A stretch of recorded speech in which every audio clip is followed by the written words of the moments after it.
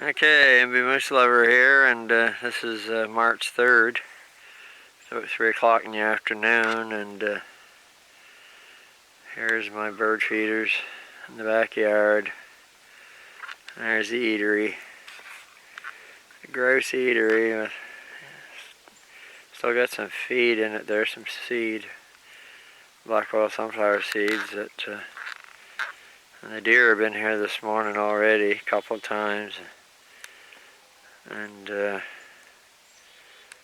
they no grouse this morning because there was deer here, and then the turkeys were here, and I had to scoot them away, and we had a whole pile of birds. Grosbeaks that were here, about 50 of them, and they fed quite a while. They're so nervous they just keep spooking and come back spooking, and they were here quite a while, so they actually did get something to eat.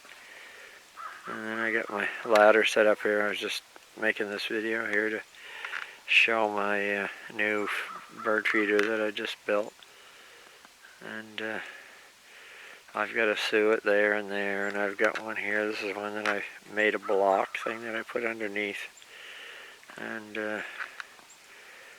there's the long feeder, and I got these little bowls and cups for the squirrels to sit in, and the only thing is the hulls get all accumulate in the bottom of the bowls, and then the birds and whatever, they can't tell the difference. The squirrels sit there, and well, the chickadees will take the seed out and then take off with it, and then usually open it someplace else. But squirrels are notorious for just sitting in there and just eating seeds, and they're shelling them and stuffing them in their cheeks to take and hide or whatever, and they end up with a lot of hulls in these, and then there's no place where the hulls take no way for them to get out, so you have to keep going and sweeping them out of there. So I don't really like them that well, but I'm not going to be feeding these birds here any much longer. I'm going to take these feeders down and leave the suets and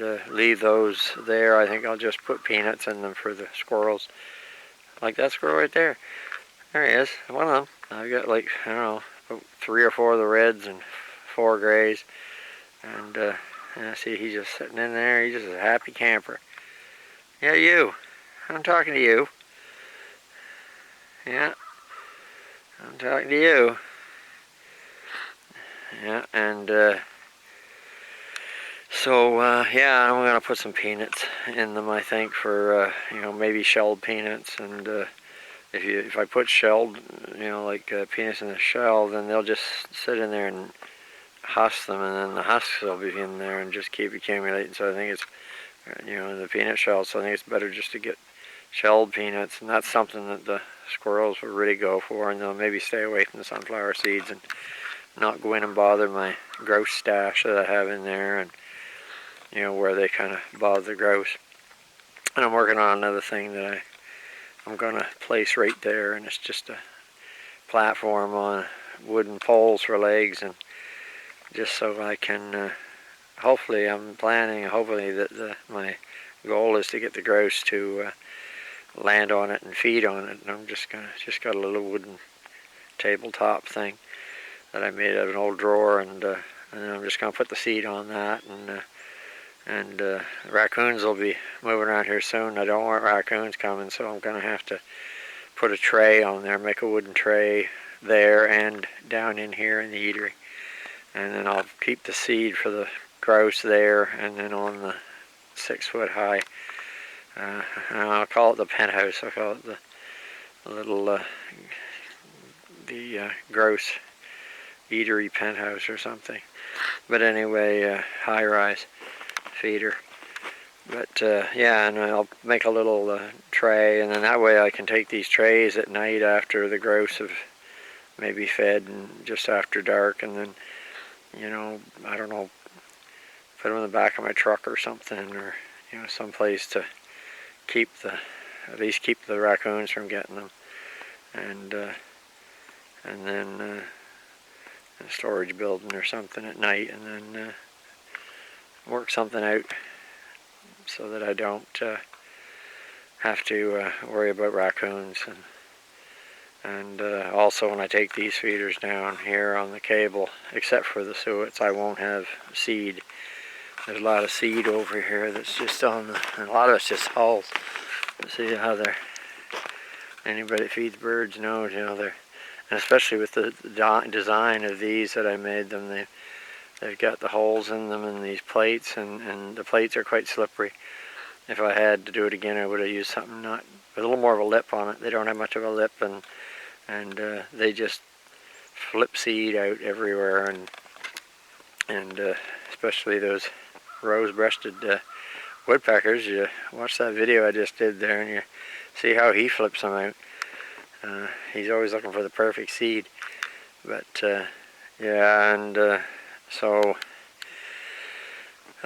yeah, so when I take these feeders down, then I won't have all this stuff here, which is attracting the deer, and it's attracting, you know, the turkeys, and which is, you know, I want to try and keep my grouse coming here if I can. So, and there's my new feeder that I just made. That's what I come out here to film, and I'm going to put a suet in it. So I got one in my pocket here, and I just put it on a tree. I put a ratchet strap around it, and I just got the idea when I made these ones here out of dowels, and they're all, there's no screws, nails, or glue on these. They're just cable ties. They're drilled, and found different ways to put the cable ties through and thread them in around, and they ended up being really solid. Cable ties through the plates, even cable ties in the bottom of the coffee mate tubs where they connect to the plates, because I had screws originally in them and I took them out and just put cable ties in the holes. So there are no, and these brackets here is the only thing on them that's really not wood or plastic, whatever, but still no screws or nails. I just put ties right around the brackets, and it was a fun experiment.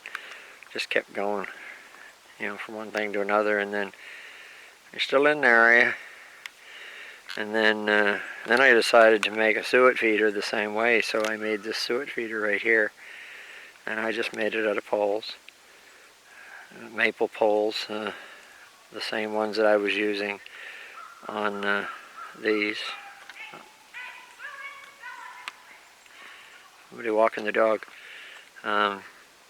Anyway, on they see these are all peeled maple poles on the property here, and then so anyway, that's what I ended up with. And my goal was to instead of the, you know, traditional, well, these are not traditional. These are kind of like, you know, just you know, bird can just sit on them. Little woodpeckers can sit on them, and you know, any birds really. I kind of think of them always woodpecker feeders, because the woodpeckers is the main thing I get coming to them. There are some other smaller birds, chickadees sometimes, but when they have a choice of seed, they take the seed. And this is kind of a design you see quite often, where, you know, the bird can, you know, like a pileated can, you know, cling on to the bottom of this, and, you know, notches to kind of hold his claws to hold on, but, and you know, the pileated will come here and hang upside down on these ones, and you know, feed upside down on them. I got lots of videos of them doing that, and that's why I got thinking about the vertical ones. Even with that, you know, it's an awkwardness to it, that the, you know, the woodpecker has to kind of hold himself vertically all the time with his claws, and I mean, the idea is, you know, that a lot of the feed that they pick through these, and, you know, or try to pick through that screen, basically goes on the ground. Some of it, quite a bit of it, I think, you know, because it's hard sometimes to get it. And the bird tries to get it in the woodpecker, and you know, and it's just pieces falling out, and of course the cage is there to keep the squirrels from you know, stealing the suet, because if you just put the suet in a bowl like those ones over there, and then you know, the squirrel is just going to you know, it's just going to he's just going to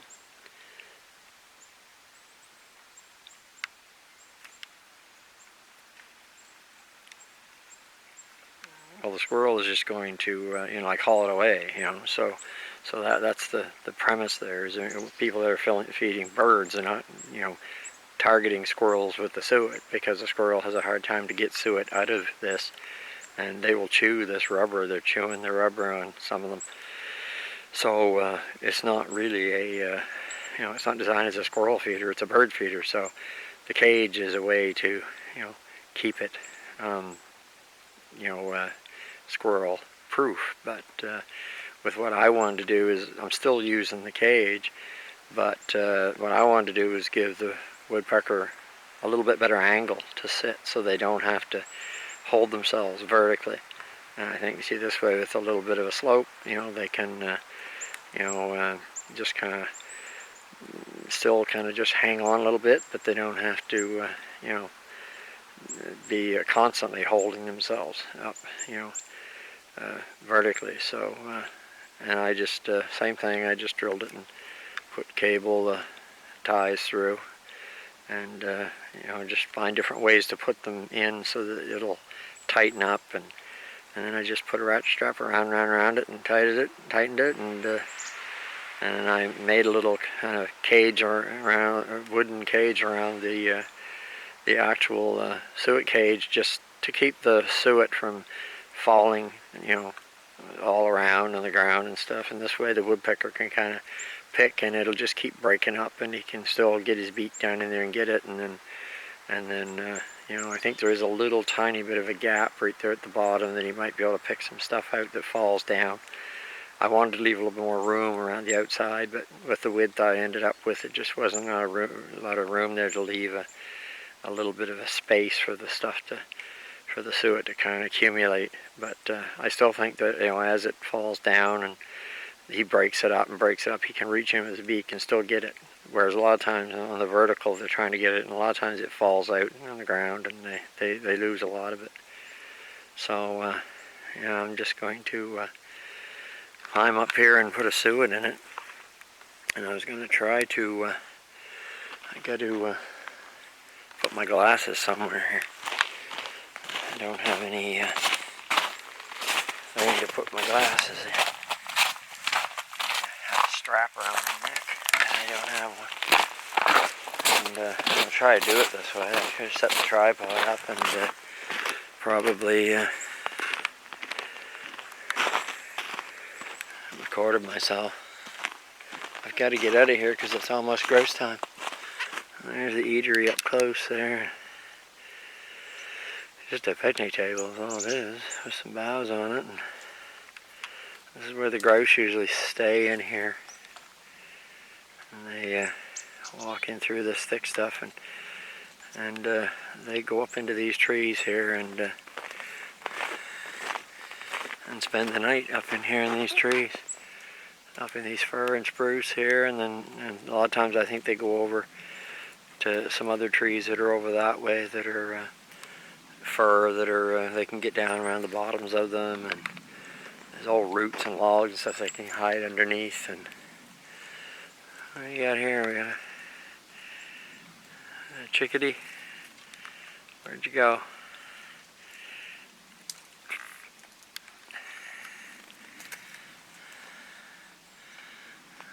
Blue jays.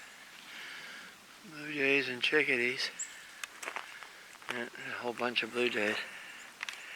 Some chickadees there. Peekaboo. I see you. And trusty ladder here.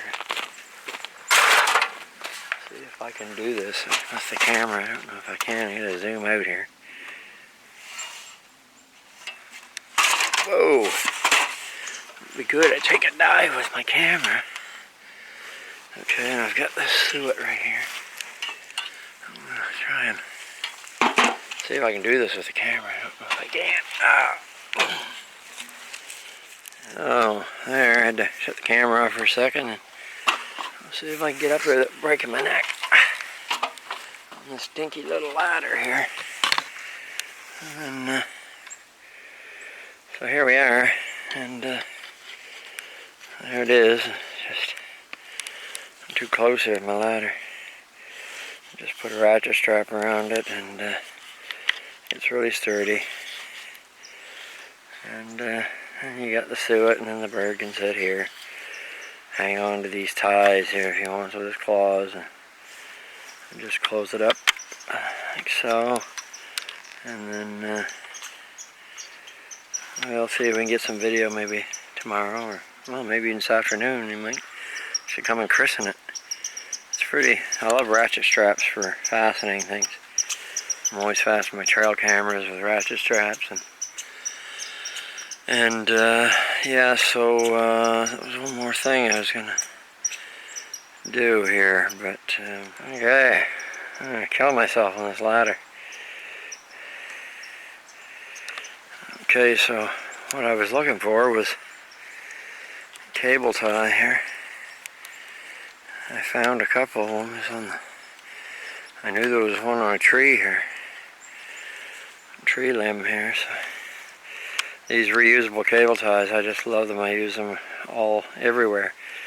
On my tree stand, my tree stands when I'm setting up for filming moose, and they're great for holding things up in the tree. You know, you can wrap them around the tree and hang stuff from them. Make belts out of them. You can make an emergency belt for your pants out of them.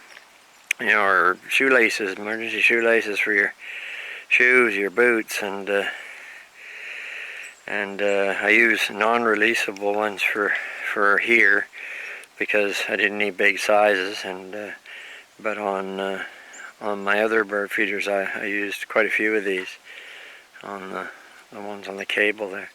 But what I use these for is to keep this cover from opening right here. I can do this with one hand, but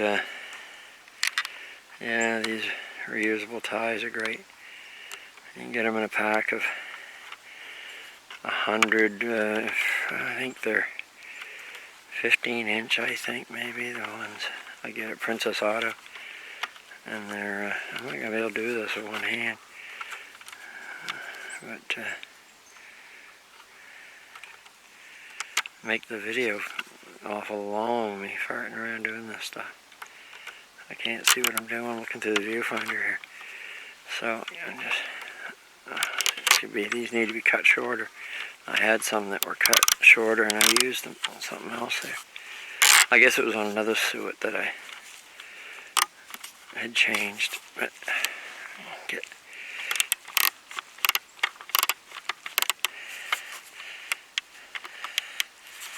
I'll try to put that down like that maybe somehow, so it's not in the road. I don't know, stuff it down underneath maybe or something here. I'm trying to put it someplace here. Let's put it down,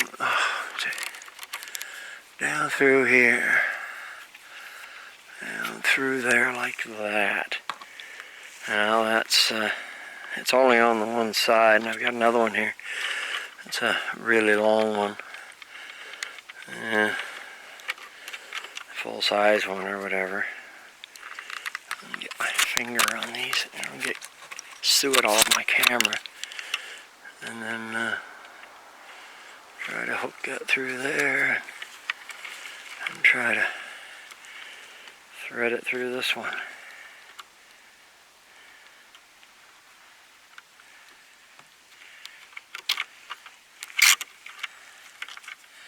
Of course, I put it backwards because it should have been turned the other way. It's also on there candy cornered, but what I'll do is I'll just stuff it down in behind here, down in behind these other ties, and there, something like that. I get a chance, I'll cut it off. That keeps them from opening the cage. And yeah, so at least the cage keeps squirrels from hauling it off, because if you just put it in a cup or in some other feeder, open feeder, then the squirrels are just going to steal it from the birds. But so the cages are pretty good. I mean, this one's all chewed from, you can see where it's chewed from the squirrels, because I had it in a different spot last winter, and the squirrel there, he was at it all day, and he was chewing it and eating suet all day. You know, these ties work really good for putting things together. You know, it's a nice little hobby. And so I'm going to get down here and hopefully survive, and then gotta get out of here. The grouse are going to show up. I'm making them racket. I'll scare them away. I'm always complaining about all the other animals scaring them away. And it looks like we're gonna zoom out here. I think it looks like it might be another cold night. I think we're in for a storm here in a short while here. Maybe. I have to look at the weather again. But sun is still up there a little bit. You can't really see it through the camera that much, but it's the sun's still there, but there's not a whole lot of heat in it. And at least the wind's died down a little bit, and we'll see if any grouse come in here.